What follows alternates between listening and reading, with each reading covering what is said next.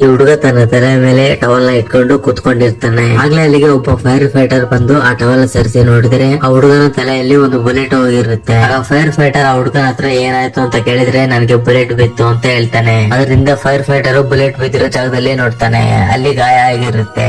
ಆದ್ರೆ ಬುಲೆಟ್ ಹೊರ ಬಂದಿರೋ ಜಾಗ ಕಾಣಿಸೋದಿಲ್ಲ. ಅದರಿಂದ ಬುಲೆಟ್ ಈ ಹುಡುಗನ ಬಾಡಿಯಲ್ಲಿ ಇರಬಹುದು ಅಂತ ಅನ್ಕೊಳ್ತಾನೆ. ಆಗ್ಲೇ ಆ ಹುಡುಗನ ತಾಯಿ ಹೇಳ್ತಾಳೆ, ಈಗಲೇ ಪಕ್ಕದ ರೂಮ್ ಅಲ್ಲಿ ಫೈರಿಂಗ್ ನಡೀತು, ಅಲ್ಲಿಂದ ಒಂದು ಬುಲೆಟ್ ಗೋಡೆನ ಸೀಳ್ಕೊಂಡ್ ಬಂದು ನನ್ನ ಮಗನ ತಲೆಗೆ ಬಿದ್ದಿದೆ ಅಂತ ಹೇಳ್ತಾಳೆ. ಆ ಗೋಡೆಯಿಂದ ಬುಲೆಟ್ ಸ್ಪೀಡ್ ಕಡಿಮೆ ಆಗಿ ನನ್ನ ಮಗನಿಗೆ ಅಷ್ಟೊಂದು ದೊಡ್ಡ ಗಾಯ ಆಗಿಲ್ಲ ಅಂತ ಹೇಳಿ ಹೇಳ್ತಾಳೆ.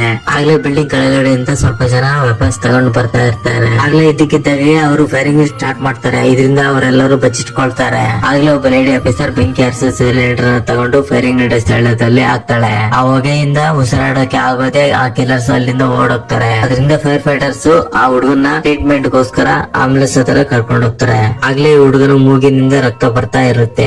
ಅದರಿಂದ ಒಬ್ಬ ಆಫೀಸರ್ ಮೂಗಿನಲ್ಲಿ ನೋಡಿದ್ರೆ ಆ ಬುಲೆಟ್ ಮೂಗಿನಲ್ಲಿ ಸಿಕ್ಕಾಕೊಂಡಿರುತ್ತೆ. ಅದರಿಂದ ಆ ಹುಡುಗನಿಗೆ ಏನೂ ಆಗಿರೋದಿಲ್ಲ. ಇನ್ನು ಬೇಗನೆ ಆ ಬುಲೆಟ್ ನ ಆಫೀಸರ್ ತೆಗೆದಾಕ್ತಾಳೆ. ಈ ರೀತಿಯಾಗಿ ಆ ಹುಡುಗನ ಪ್ರಾಣನ ಈ ಆಫೀಸರ್ಸ್ ಕಾಪಾಡ್ತಾರೆ. ಈ ತರ ಆಫೀಸರ್ಸ್ ಗೋಸ್ಕರ ಕಾಮೆಂಟ್ ಸೆಕ್ಷನ್ ಅಲ್ಲಿ ರೆಡ್ ಡಾಟ್ ಕಾಮೆಂಟ್ ಮಾಡಿ. ವಿಡಿಯೋ ಇಷ್ಟ ಆದ್ರೆ ಒಂದ್ ಲೈಕ್ ಮಾಡಿ.